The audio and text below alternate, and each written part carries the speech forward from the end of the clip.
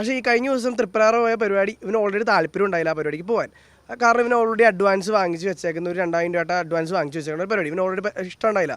പക്ഷേ ഇത് പ്രശ്നം എന്താണെന്ന് വെച്ച് കഴിഞ്ഞാൽ അവിടെ നിന്ന് ആ ഒരു ഐസൈഡൻ മോൻ വിളിച്ചിട്ടുണ്ട്. അവിടുത്തെ തൃപ്പരാറ് അവിടുത്തെ ഒരാൾ നമ്മൾ വിളിച്ചിട്ട് പറഞ്ഞു ഇവൻ പൈസ 2000 രൂപ വാങ്ങിച്ചിട്ടുണ്ട്, ഇവൻ വന്നില്ലെങ്കിൽ വഞ്ചന കുറ്റത്തിനെതിരെ കേസ് കൊടുക്കുമെന്ന് പറഞ്ഞു. എങ്ങനെ എൻ്റെ നമ്പർ ഇവൻ കൊടുത്ത് എന്നെ വിളിപ്പിച്ചു. അപ്പോൾ ഞാൻ പറഞ്ഞു അല്ലേ നീ ഈ പരിപാടിക്ക് പോയില്ലെങ്കിൽ അവരിങ്ങനെയാണ്, നീ എന്ത് പൈസ വാങ്ങിച്ചിട്ട് പോയത് ശരിയാവില്ല എന്ന് പറഞ്ഞ് പോകാമെന്ന് തീരുമാനിച്ച് അങ്ങനെ പോകണേയാണ് ഞങ്ങൾ ഈ തൃപ്രാറ് പരിപാടി. അപ്പോൾ ഫസ്റ്റ് തന്നെ അവൻ കയറി അവിടത്തുള്ള വീട്ടിലേക്ക് കയറി അവൻ എല്ലാവരെയൊക്കെ ആയിട്ട് രസമായിട്ട് നല്ല സംസാരിച്ചു, ഡാൻസ് കളിച്ചു. അവർ പറഞ്ഞു ഒരു 2 പേരോട് വരാറുണ്ട്, അപ്പോൾ ഒന്ന് വെയിറ്റ് ചെയ്യട്ടോ, ഒന്ന് വെയിറ്റ് ചെയ്യാൻ പറ്റുമെന്ന് എന്നോട് ചോദിച്ചപ്പോൾ ഞങ്ങൾ വെയിറ്റ് ചെയ്യാമെന്ന് പറഞ്ഞു. ഞങ്ങൾ കുറച്ച് നേരം കഴിയുമ്പോൾ അവർ ഫുഡൊക്കെ തന്നു. നമ്മൾ പള്ളിയിൽ പോയി ഫുഡൊക്കെ കഴിച്ചു.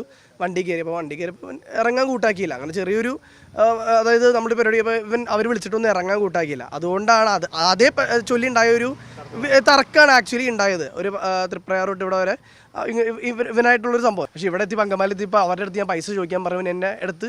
എന്നെ കുറ്റപ്പെടുത്താം, അവരുടെ അടുത്ത് നിന്ന് പൈസ എന്താ വാങ്ങാതിരുന്നത്. പക്ഷേ ഇവനെ ഓക്കെ ദേഷ്യമായിരിക്കും, അവൻ്റെ സ്വഭാവം അതാണ്, അവൻ്റെ ക്യാരക്ടർ ഏതാണ് എനിക്കറിയാം. ഞാൻ ഒന്നും അവനോട് ചെയ്തിട്ടുണ്ടായില്ല. പക്ഷേ ഇങ്ങനെ വീഡിയോസൊക്കെ കൂടി വന്നപ്പോൾ എനിക്ക് എന്താണ് എൻ്റെ അനിയനെ പോലെ ഇരിക്കണവൻ എന്താണ് എൻ്റെ അടുത്ത് ഇങ്ങനെ ചെയ്തതെന്ന് ഓർത്തുള്ളൊരു വിഷമം ഉണ്ടായിരുന്നു. ഈ പ്രശ്നങ്ങളൊന്നുമില്ല, എനിക്ക് ആക്ച്വലി പ്രശ്നമില്ല. ഞാൻ സുഖമായിട്ട് കിടന്നുറങ്ങിയാണ് രാവിലെ. ഇനി യാതൊരു പ്രശ്നവുമില്ല. കാരണം നമ്മളായിട്ട് ഇനി ഇടി പിടിക്കാൻ വരാണ്ടിരുന്നാൽ മതി.